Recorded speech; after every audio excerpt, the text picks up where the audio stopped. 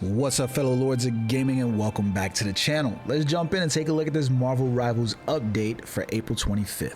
All right, guys, we got a little bit to talk about here, not a whole lot, but let's start out with the new content that they've added into the game, and that's the Brain Blast event.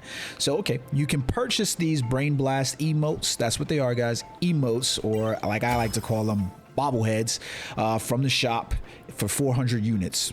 If that's something that suits your fancy, you can get them. Now, outside of this, you can actually just play the game mode for bobblehead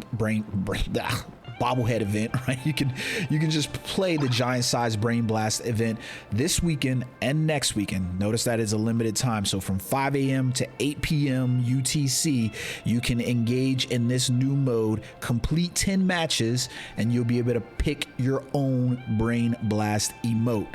That's all you got to do. Just play this 10 times to complete that. You can earn these from the leaderboards as well. You can see them there. You can see who's rated, and they're all doing their things for the Brain Blast emote. Notice that there's a limited time for you to do this. So jump in on this new mode, play them, get your Brain Blast emote for your favorite character, and that way you can then move on. Now, outside of this, we did have some new costumes that were added to the shop, so let's take a look at those.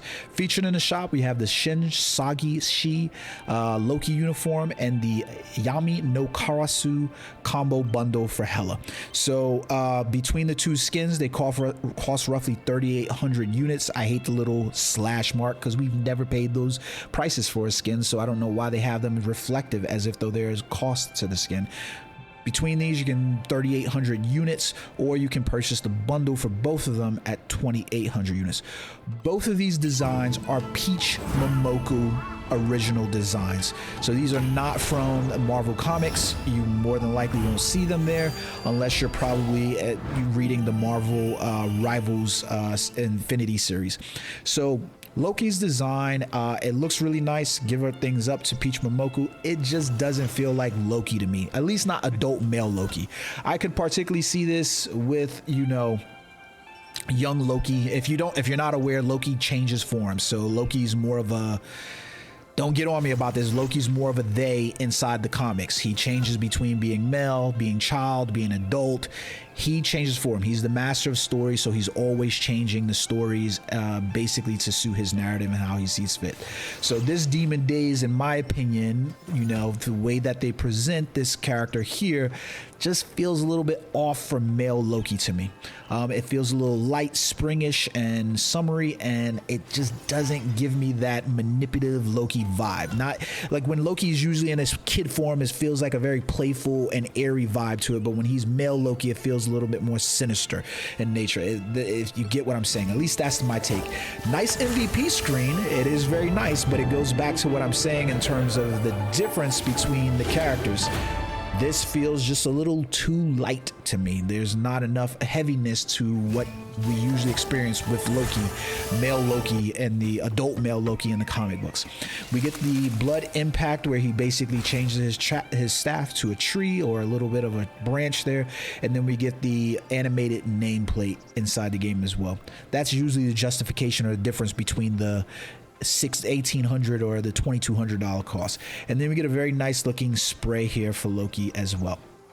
So for 2,200 units, you can purchase that here, or you can make your way over to the Hela uniform, which in my opinion does suit the character a little bit more. Like, you can hear the VFX inside of there, excuse me, the SFX inside there, and you can hear like the sound and the tremorousness nature of Hela, where you get that goddess of death type design in there.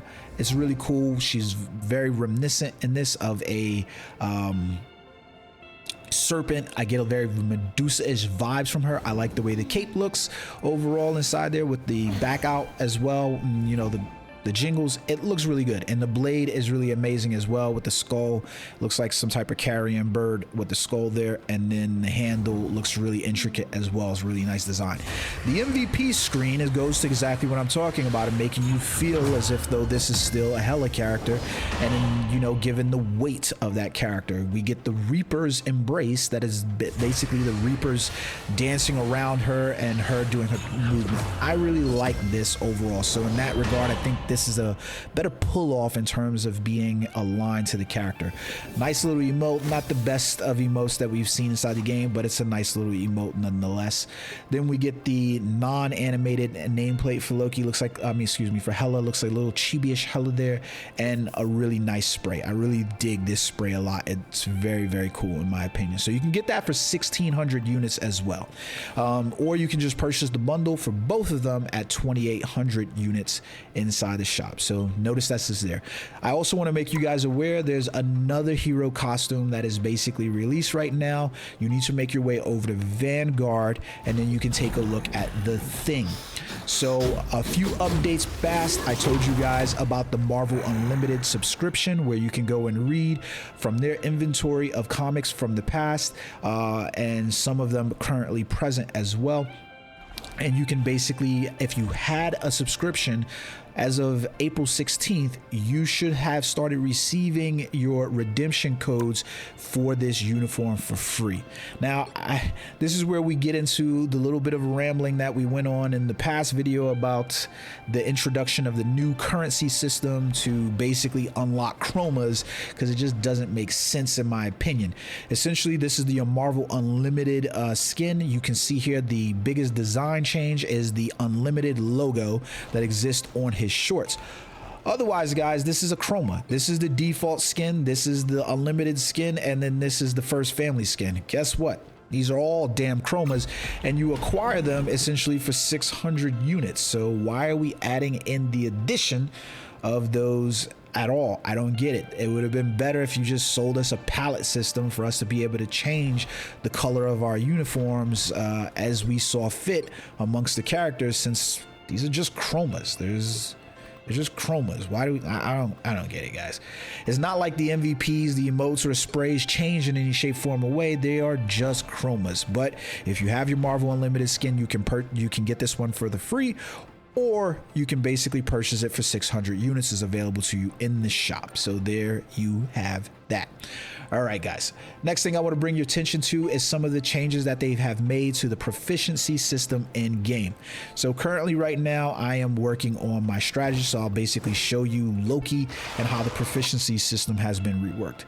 I believe before in the past, the way a lot of people were doing acquisition or quick acceleration of their Lord status for characters was by utilizing the characters in Conquest and Doom Match to basically, you know, put up those numbers and get those things really quickly. So what they've effectively done is limit the number of times that you can acquire the rewards for this for your characters in the Doom and Conquest modes. So now you can only do that on repeat every 24 hours 5 times. That's it. Nothing more than that. You then have to make your way over to quick match and competitive to do the infinity pool of obtaining you know, modes and stuff like that inside here. It belays the system of basically, you know, why even just remain inside Conquest or Doom Match with the 5 times over there. I guess you have to leave something for the players that do want to do it, and they do have the ability to earn rewards there at the very least, because you don't want to make the Doom Match and Conquest mode completely obsolete. But with the ability to continuously repeat rewards inside quick and competitive match modes, you just really have the need to just go over here and do it there.